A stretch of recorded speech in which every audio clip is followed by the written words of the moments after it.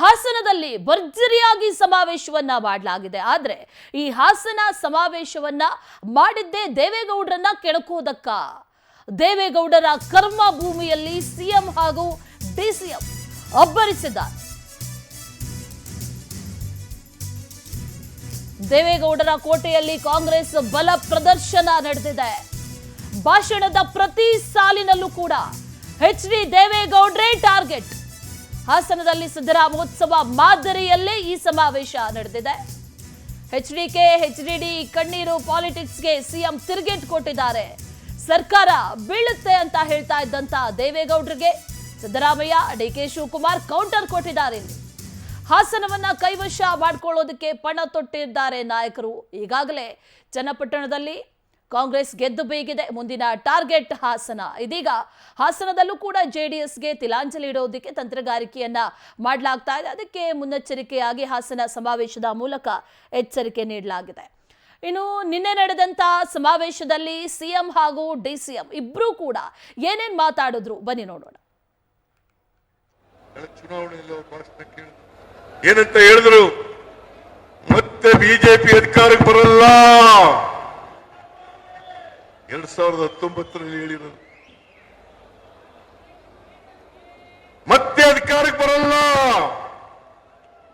ಬಂದ್ರೆ ನರೇಂದ್ರ ಮೋದಿ ಅವರು ಪ್ರಧಾನಮಂತ್ರಿ ಆದ್ರೆ ಈ ದೇಶ ಬಿಟ್ಬಿಡ್ತೀನಿ ನಾನು.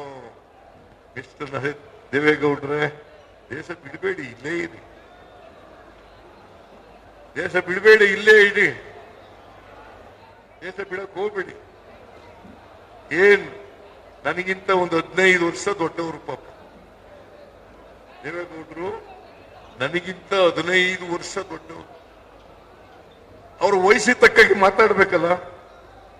ಚನ್ನಪಟ್ಟಣದಲ್ಲಿ ಏನ್ ಮಾತಾಡಿದ್ರು? ಸಿದ್ದರಾಮಯ್ಯನ ಗರ್ವಭಂಗ ಮಾಡ್ತೇನೆ. ಗರ್ವಭಂಗ ಮಾಡಕ್ ಬಿಡ್ತೀರಾ ನೀವು? ಗರ್ವಭಂಗ ಮಾಡಕ್ ಬಿಡ್ತೀರಾ? ಸಿದ್ದರಾಮಯ್ಯನವ್ರಿಗೆ ನಾನು ನಿಮ್ಮ ಸಾಕ್ಷಿ ಗುಡ್ಡೆ ಏನು ಅಂತ ಕೇಳಕ್ಕೆ, ನಿಮ್ಮ ದೇವೇಗೌಡರ ಸಾಕ್ಷಿ ಗುಡ್ಡೆ ಈ ಹಾಸನದಲ್ಲಿ, ಈ ರಾಜ್ಯದಲ್ಲಿ ಏನು ಅಂತ ಕೇಳಲಿಕ್ಕೆ ನಾನು ಏನು ಅಂತ ನಿಮ್ಗೆ ಬಯಸ್ತಾ ಇದ್ದೀನಿ. ಅದಕ್ಕೆ ತಾವು ಉತ್ತರ ಕೊಡಬೇಕು ಅಂತ ನಾನು ಒತ್ತಾಯವನ್ನು ಮಾಡ್ತಾ ಇದ್ದೀನಿ. ನಾನು ಬೇರೆ ನಿಮ್ಮ ಸಂಸತ್ ಸದಸ್ಯರ ಬಗ್ಗೆ, ಮಾಜಿ ಸಂಸದರ ಬಗ್ಗೆ ನಾನು ಮಾತಾಡೋದಿಲ್ಲ. ಆ ಸಾಕ್ಷಿ ಗುಡ್ಡೆ ಬಗ್ಗೆ ನಾನು ಚರ್ಚೆ ಹೋಗುದಿಲ್ಲ, ಅಸಹ್ಯ ಆಗ್ತದೆ. ಆದ್ರೆ ನೀವು ಮಾಡಿದಂತ ಸಾಧನೆ ಗ್ಯಾರಂಟಿ ಏನು?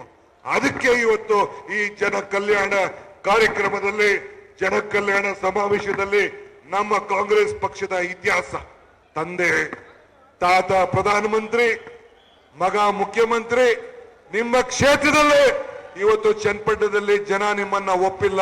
ಈ ರಾಜ್ಯದಲ್ಲಿ ಮತ್ತೆ ಒಪ್ಪಲಿಕ್ಕೆ ಸಾಧ್ಯ ಇಲ್ಲ.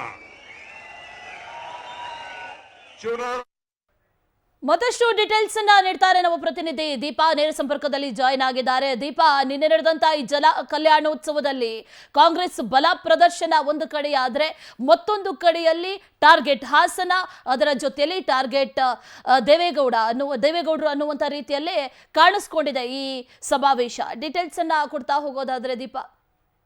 ನಿಜ, ಎಲ್ಲೋ ಒಂದ್ ಕಡೆ ದೇವೇಗೌಡರನ್ನ ಟಾರ್ಗೆಟ್ ಮಾಡ್ಬೇಕು ಅನ್ನುವಂತಹ ನಿಟ್ಟಿನಲ್ಲಿಯೇ ಈ ಸಮಾವೇಶ ನಡೀತಾ ಅನ್ನುವಂತಹದ್ದು ಸ್ಪಷ್ಟವಾಗಿ ಕಾಣಿಸ್ತಿದೆ. ಯಾಕಂದ್ರೆ ಪ್ರತಿ ಸಾಲಿಗೂ ಮಾತಿಗೂ ದೇವೇಗೌಡರು, ಕುಮಾರಸ್ವಾಮಿ, ಹಾಸನದ ಮಾಜಿ ಸಂಸದ ಪ್ರಜ್ವಲ್ ರೇವಣ್ಣ, ಹೀಗೆ ಅನೇಕರ ಹೆಸರು ಜೆಡಿಎಸ್ ನ ಅಂದ್ರೆ ದೇವೇಗೌಡರ ಕುಟುಂಬದ ವಿಚಾರವಾಗಿ ಪ್ರತಿ ಸಾಲಲ್ಲೂ ಕೂಡ ಒಂದಿಷ್ಟು ಮಾತುಗಳನ್ನ ಹೇಳೋ ಮೂಲಕ ಅವರಿಗೆ ತಿರುಗೇಟು ನೀಡುವಂತಹ ಕೆಲಸವನ್ನ ಸಿಎಂ ಮತ್ತೆ ಡಿಸಿಎಂ ಮಾಡಿದ್ರು. ಯಾಕಂದ್ರೆ ಹಿಂದೆ ಲೋಕಸಭಾ ಚುನಾವಣೆ ವೇಳೆಯೂ ಕೂಡ, ಜೊತೆಗೆ ಈ ಏನು ಉಪಚುನಾವಣೆ ನಡೆಯುವಂತಹ ಸಮಯದಲ್ಲೂ ಕೂಡ ನೇರವಾಗಿ ಸಿಎಂ ಡಿಸಿಎಂ ಮೇಲೆ ಕುಮಾರಸ್ವಾಮಿ ಮತ್ತೆ ದೇವೇಗೌಡರು ವಾಗ್ದಾಳಿಯನ್ನ ನಡೆಸಿದ್ರು.